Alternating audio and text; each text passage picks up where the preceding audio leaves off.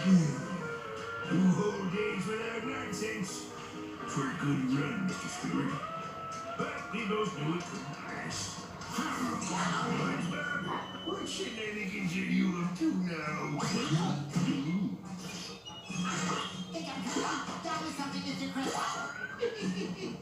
You just got a case of the hiccups, son. Are they dangerous? No, of course not. I have a foolproof hiccup cure. Using an old Navy trick.